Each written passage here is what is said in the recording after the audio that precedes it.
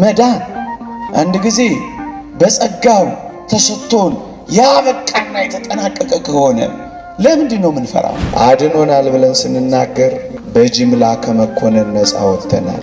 እኛ ግን ድነናል ብለን ስንናገር ዳግመኛ አይሞትም እያልን እንጂ ትእዛዛትን መጠበቅ የለብንም ማለታችን አይደለም። ለጌታችን ሁለት በግልጽ በመጽሐፍ ቅዱስ ላይ የተቀመጡ ምጽአቶች አሉ። ድነናል ብለን ስንናገር እግዚአብሔር እኛን ለማዳን ዳግመኛ ሰው አይሆንም ማለታችን። መንግሥተ ሰማያት ተሰጠች እንጂ ገና አልገባንባትም። ለዚህ ነው እንድናለን የምንለው። በጥምቀት እንወለዳለን፣ በቁርባን እንዋሃዳለን፣ በተጋድሎ በመጽናት ከእርሱ ጋር እንነግሳለን።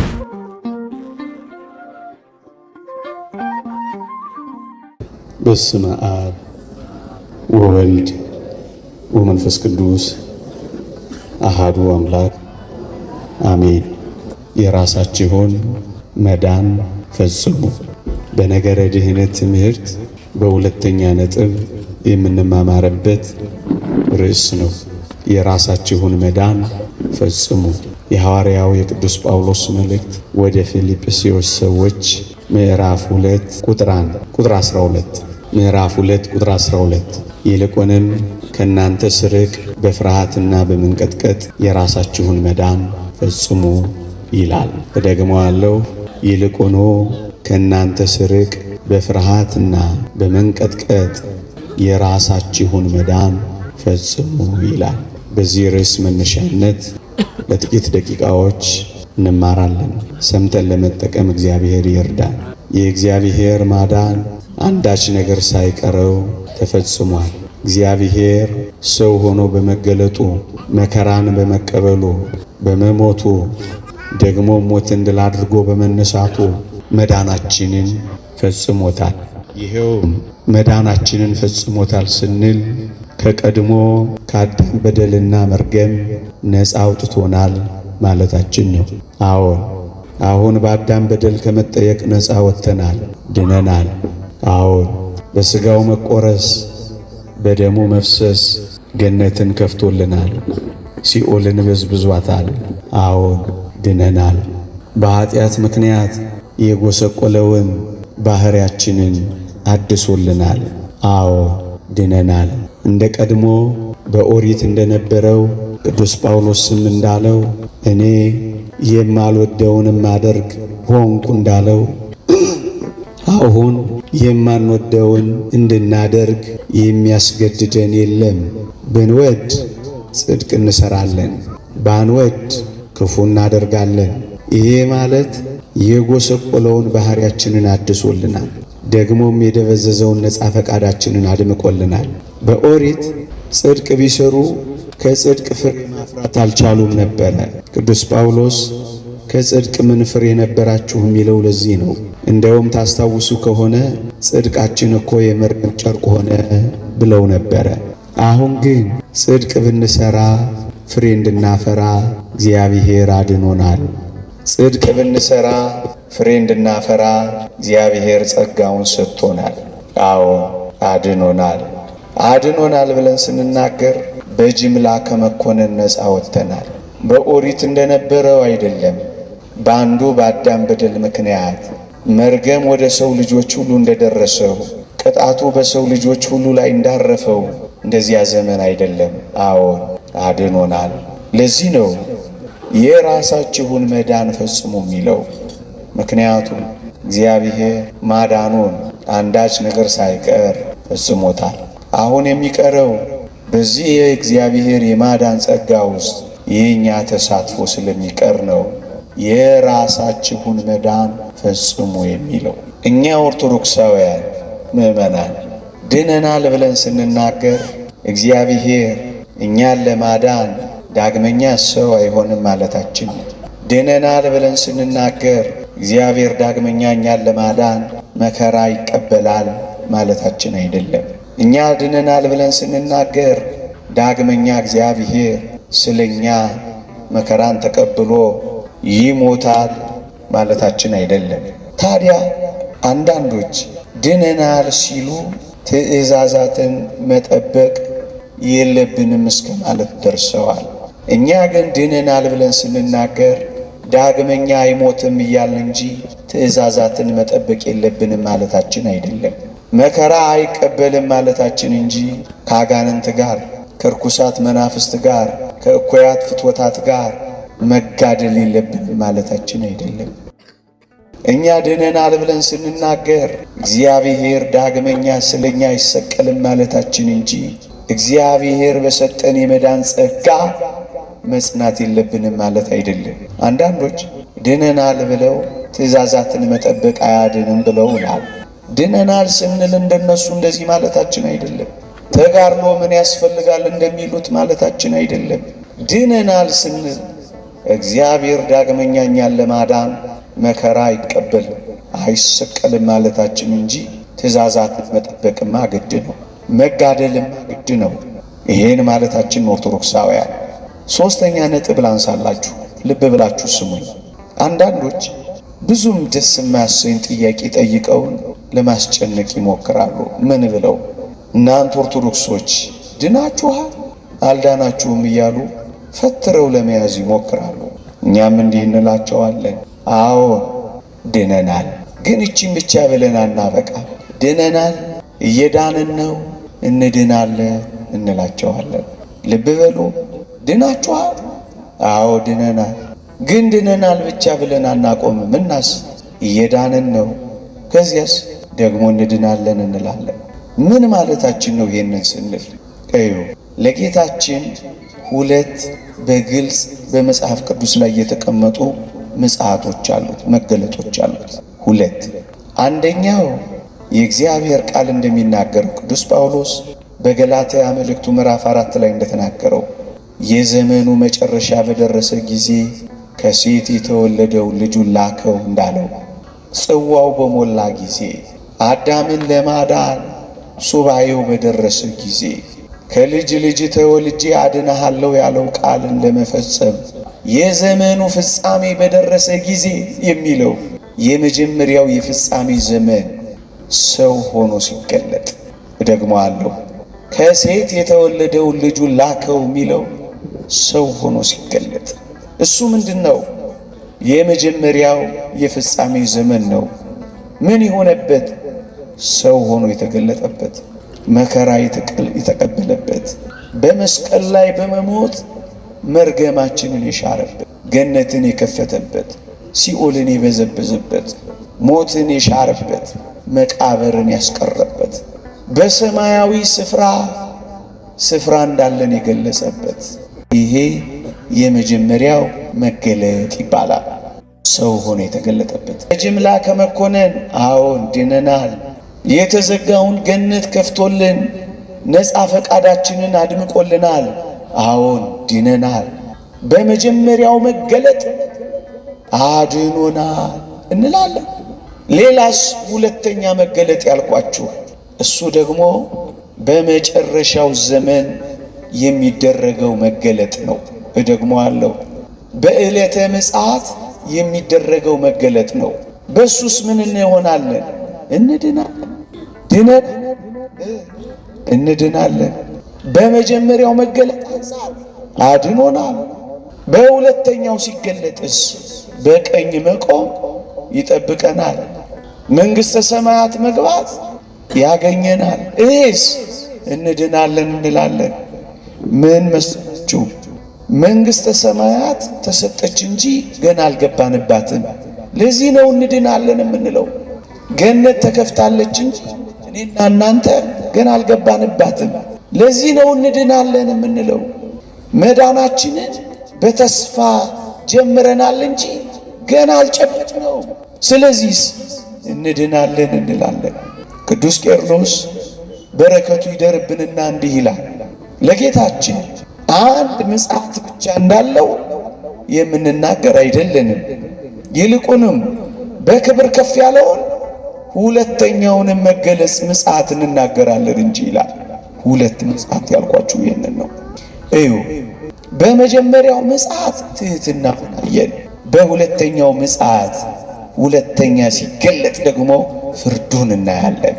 በመጀመሪያው ምጽአት በጨርቅ ተጠቀለለልን። በሁለተኛው ምጽአት እሳት በፊቱ ይጠቀለላል። በመጀመሪያው ምጽአት በግ ሆኖ ተሰዋልን፣ በግ ሆኖ ታረደልን። በሁለተኛው ምጽአትስ በጎቹን በቀኙ ያቆማል። በመጀመሪያው ምጽአት ኃጢአታችንን ሁሉ በመስቀል ላይ ተሸከመልን። በሁለተኛው ምጽአት በኃጢአታችን ላይ ሊፈርድ ይገለጣል። አያችሁ፣ በመጀመሪያው መገለጥ ሰው በመሆኑ አንጻር አዳነን፣ የመዳንንም ጸጋ ሰጠን። በዚህ የመዳን ጸጋ መሰረትነት ላይ በሁለተኛው መገለጽ የምንድንበትን ጸጋ ሰጥቶን መንገዱን ስላሳየን እኛም መንገዱን ስለጀመርን ድነናል። ደግሞስ እንድናለን እንላለን። አሁንስ አለ እግዚአብሔር የምንሰማው ንስሐ የምንገባው የምንቆርበው የምንጋደለው ጠባለ ኪዳን መሸለ ቁርባን የምንለው እየዳንን ነው ወይም በመዳን መንገድ ውስጥ እየሄድን ነው? ድነናል፣ እየዳንን ነው፣ እንድናለን ነው መልሳችን። ለምን? እነሱን ጥቂት ላብራራ። ድምፄ ይሰማችኋል? ይሰማችኋል? በጣም ጥሩ። የእግዚአብሔር ቃል እንዲህ ይላል። የእግዚአብሔር ቃል እንዲህ ይላል፣ የሚያንቀላፉ በሌሊት ያንቀላፋሉና የሚሰክሩም በሌሊት ይሰክራሉና፣ እኛ ግን ከቀን ስለሆንን የእምነትና የፍቅርን ጥሩር የመዳንንም ተስፋ እንደ ራስ ቁር እየለበስን በመጠን እንኑር። እግዚአብሔር ለቁጣ አልመረጠንምና በጌታችን በኢየሱስ ክርስቶስ መዳንን ለማግኘት ነው እንጂ። አንደኛ ተሰሎንቄ ምዕራፍ 5 ከቁጥር 7 እስከ 10። ሁለት ኃይለ ቃላትን አስተውሉ። የመጀመሪያው የእምነትና የፍቅርን ጥሩር የመዳንንም ተስፋ። አያችሁ፣ ተስፋችንን ነው እንድናለን የምንለው ገና ስላልጨበጥ ነው፣ ገና ስላላገኘ ነው። እሱን ምን እንላለን? እንድናለን። ይሄንን ሲገልጽ ምን አለ? እግዚአብሔር ለቁጣ አልመረጠንም፣ ይልቁንስ በኢየሱስ ክርስቶስ መዳንን ለማግኘት ነው እንጂ። አያችሁ፣ የምናገኘው መዳን ስላለ ነው እንድናለን የምንለው። አንድ ጊዜ በጸጋው መዳን ተገኝቶ ያበቃ ቢሆን ኖሮ መዳንን ተስፋ ደግሞስ የሚገኝ አድርጎ ባላቀረበውም ነበር ቅዱስ ጳውሎስ። ስለዚህ ምን እንላለን? ድነናል። ቅድም ካልኳችሁ እየዳንን ነው አሁን የምንኖርበት። እንድናለን ተስፋችን ለሆነው ደግሞ ለምናገኘው። ሌላ ነጥብ ልጨምርላችሁ። ኦርቶዶክሳውያን መዳንን ጸጋ እግዚአብሔር ሰጥቶናል ብለን እንናገርና የራሳችሁን መዳን ግን ፈጽሙ አደለ ርዕሴ? እዩ፣ እግዚአብሔር የመዳንን ጸጋ ስለሰጠን አሁን የሚቀረው የኛ ተሳትፎ ስለሆነ ነው የራሳችሁን የሚለው። ምክንያቱም አንዳች ነገር ሳይቀረው እግዚአብሔር ይህንን የማዳን ጸጋ ስለሰጠን፣ ስለዚህ የኛ ተሳትፎ ያስፈልጋልና የራሳችሁን አለ። ኦርቶዶክሳውያን፣ የኢትዮጵያ ኦርቶዶክሳዊት ቤተክርስቲያን መዳንን እንዴት ብላ መሰላችሁ የምትገልጠው? እንደ አውግስጢኖስ በእግዚአብሔር ጸጋ ብቻ አትልም። እንደ ፕላጊየስ ወይም እንደ ፕላጊየስ በሰው ሥራ ብቻ አትልም። እደግመዋለሁ፣ በእግዚአብሔር ጸጋ ብቻ አትልም፣ ደግሞስ በሰው ሥራ ብቻ አትልም። እና ምን ትላለች? በእግዚአብሔር ጸጋ፣ አሁን ያልኳችሁ የማዳኑ ጸጋ፣ ደግሞስ የእኛ ተሳትፎ ሲዋሃድ፣ ሲነርጂ ይሉታል፣ ሲዋሃድ እንደ ሰምና ፈትል ሲዋሃድ ድህነታችን ስለሚፈጸም የራሳችሁን መዳን ፈጽሙ አለ። ይሄ ምን ያስፈልጋል? የኛ ተሳትፎ፣ የኛ ሺባይነት፣ የኛ በማዳን ጸጋ ውስጥ መኖር፣ የኛ በጠባቡ በር ለመግባት መጋደል፣ የኛ እግዚአብሔር በሰጠን ጸጋዎች መጽናት። ለዚህ ነው ፈጽሙ የሚለው። እዩ፣ በመጀመሪያው የእግዚአብሔር ሰው ሆኖ መገለጥ መዳናችንን ብቻውን ፈጸመልን። እደግመዋለሁ፣ ብቻውን ፈጸመልን። እኛ ምን አልን? አድነን ብቻ ብለን ጮኽን። ክንድህን ላካል፣ ከሰማያት ውረድ አል። እሱስ ብቻውን ፈጸመልን። የእግዚአብሔር ቃል እንዲህ ይላል፣ ከበላሶን አገር የመጣውን ልብስ ስለምን ቀላ ብዬ ጠየቅኩት ይላል ነቢዩ ኢሳይያስ። እሱም እንዲህ አለኝ ይላል፣ የወይን መጥመቂያውን ብቻዬን ረግጫለሁ አለኝ ይላል። ብቻውን ተሰቀለ፣ ብቻውን መከራ ተቀበለ፣ ብቻውን ኃጢአታችንን ተሸከመ፣ ብቻውን የመርገማችንን አንከባለለ። ብቻዬን የሚለው ቃል ይህንን ነው። ይሄ ሰው ሆኖ የተገለጸበት የማዳኑን ጸጋ የሰጠበት ገነትን የከፈተበት ሲኦልን የበዘበዘበት የጎሰቆለውን ባህሪያችንን ያደሰበት ነፃ ፈቃዳችንን ያደመቀበት በጅምላ ከመኮነን አወጣን ያልኳችሁ እሱ ብቻውን አረገ። አሁንስ የራሳችሁን አለና የእኛን ተሳትፎ ነገረ። የእግዚአብሔር ቃል እንዲህ ይላል፣ በሞቴ ስሙኝ።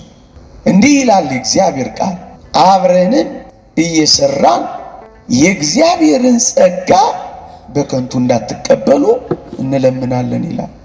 ደግሞ አለው አብረንም እየሰራን። አያችሁ፣ አብረን የምንሰራ ሆንን፣ ጸጋውን ሰጠን፣ እኛን ደግሞ ተሳታፊ ያደረገን። ሰራን፣ የእግዚአብሔርን ጸጋ በከንቱ እንዳትቀበሉ አደረገ። እለምናለሁ። አያችሁ፣ የራሳችሁን የሚለው ይሄንን ነው። አብረን ስለምንሰራ በማመን እሺ እንላለን። በሜሮን የመንፈስ ቅዱስ ቤት እንሆናለን። በጥምቀት እንወለዳለን። በቁርባን እንዋሃዳለን። በተጋድሎ በመጽናት ከእርሱ ጋር እንነግሳለን። አብረን። ያኛውስ ብቻዬን፣ ይሄኛውስ አብረን። ለዚህ ነው የራሳችሁን መዳን ፈጽሙ የሚለን። እዩ ኦርቶዶክሳውያን፣ አንድ ነጥብ እናስታውስ። ምን የሚል ቃል? የራሳችሁን መዳን ፈጽሙ። እዩ፣ ፈጽሙ ሚለን የተጀመረ ነገር ስላለ አይደል? ፈጽሙ ሚለን መፈጸም ያለበት ነገር ስላለ አይደል? እሱን ነው እንድናለን የምንለው። ጀመርን እንጂ አልፈጸምንም። በመዳን መንገድ ውስጥ ገባን እንጂ ገና አላጠናቀቅንም። እኛ ኦርቶዶክሳውያን በጽኑ መያዝ ያለባችሁ እውነት እንዲህ የሚል ነው። እኛ እንደ ሰነፎቹ በእምነቴ ብቻ አንልም፣ ደግሞስ እንደ ትምክህተኞቹ በሥራዬ ብቻ አንልም። እናስ በማመን በመጠመቅ በመቁረብ በመልካም ሥራ በመጽናት በመጋደል መዳናችንን ስለምንፈጽም ፈጽሙ ይለናል። ኦርቶዶክሳውያን፣ ሌላ አንድ የእግዚአብሔር ቃል ላስታውሳችሁ። እንዲህ ይላል፣ በመፍራትና በመንቀጥቀጥ የራሳችሁን መዳን ፈጽሙ ይለናል። እስኪ ልጠይቃችሁ፣ መዳን አንድ ጊዜ በጸጋው ተሰጥቶን ያበቃና የተጠናቀቀ ከሆነ ለምንድን ነው የምንፈራው? ለምንስ እንንቀጠቀጣለን? አያችሁ፣ ለምንድን ነው የምንፈራው? መዳናችንን ያልፈጸምን እንደሆነ ነዋ። ድርሻችንን ያልተወጣን እንደሆነ ነዋ። እንዴ የተፈጸመና ያበቃ መዳናችንም የተረጋገጠ እኛም መንግሥተ ሰማያት የገባን ከሆነ ዘንዳ ምን ያስፈራናል? ምንስ ያስደነግጠናል? ልብ በሉ እንጂ። አያችሁ፣ ጀምረን ስላልፈጸምን እኮ ነው የምንፈራው። እንዲህ ይላል እግዚአብሔር ቃል፣ ፍራ እንጂ የትዕቢትን ነገር አታስብ ይላል። አንተ በእምነት ቆመሃልን? ፍራ እንጂ የትዕቢትን ነገር አታስብ። ለምንድን ነው የምንፈራው? ያልጨረስን እንዳንሆን፣ ቆመን እንዳንወድቅ፣ ሰብከን እንዳንጣል፣ ገብተን እንዳንወጣ፣ ቆርበን እንዳናፈርስ፣ ንስሐ ገብተን እንዳንመለስ፣ የቆመ የሚመስለው እንዳይወድቅ ይጠንቀቅ ይላል። እንዳንወድቅ ነው የምንፈራው። አንተ በእምነት ቆመሃልን? ፍራ እንጂ የሚለው ለምንድን ነው? የሚፈጸም ነገር ስላለ እኮ ነው። አያችሁ፣ የራሳችሁ መዳን ፈጽሙ የሚለን ለዚህ ነው። ሶስተኛ ወይም አራተኛ ነጥብ ላንሳላችሁ። በኦርቶዶክሳዊት ቤተ ክርስቲያን አስተምህሮ መዳን የእኛን ሁኔታ ተከትሎ የሚመጣ የአጸፋ ምላሽ እንጂ ወገኖቼ፣ አንዴ ድነናል ብለን በጀርባችን ተንጋለን አንኖርም። ዓይናችንን አፍጥጠን አንመለከትም። እግራችንን አጣጥፈን አንኖርም። ቅዱስ ዮሐንስ አፈወርቅ ጸጋ ሁሉንም ነገር ያደርጋል ብለን በጀርባችን ተንጋለን አንኖርም ይላል። አዎ ለዚህ ነው የራሳችሁን መዳን ፈጽሙ የሚለን። የእኛን ሁኔታ ተከትሎ የሚመጣ የአጸፋ ምላሽ እንደሆነ ላሳያችሁማ። እንዲህ ይላል እግዚአብሔር ቃል ሁለተኛ ጢሞቴዎስ ምዕራፍ 2 ቁጥር 11 ላይ ብንጸና ከእርሱ ጋር እንነግሳለን፣ ብንክደው እርሱ ደግሞ ይክደናል ይላል። እደግመዋለሁ። ብንጸና እንነግሳለን፣ ብንክደው እንካዳለን። ለመንገሳችን ምክንያቱ በመዳን መንገዳችን ላይ መጽናታችን ነው። ለዚህ ነው የራሳችሁን መዳን ፈጽሙ የሚለው። ብትጸና ካልጸናስ ትባረራለህ፣ አትፈጽምማ። ለዚህ እኮ ነው ቅዱሳት መጻሕፍትን በጥንቃቄ ስትመለከቱ ሃይማኖቴን ጠብቄያለሁ፣ ሩጫዬን ጨርሻለሁ የሚለው እኮ ለዚህ ነው። መልካሙን ገድል ተጋድያለሁ የሚለው እኮ ለዚህ ነው። እንግዲያስ መዳን አንድ ጊዜ በጸጋ ብቻ ተሰጥቶ ያበቃ ከሆነ ምን ያጋድለዋል? ምንስ ያስሮጣል? በቃ ተፈጽሟል። የሚሮጥ እኮ ያልፈጸመ ግን ሩጫ የጀመረ እኮ ነው። ጀምረን እንደፈጸምን እንዴት ነው የምናስብ? ሳንጨርስ እንዳበቃን እንዴት ነው የምንፎክር? አያችሁ፣ የራሳችሁን መዳን ፈጽሙ የሚለን ለዚህ ነው ወገኖች።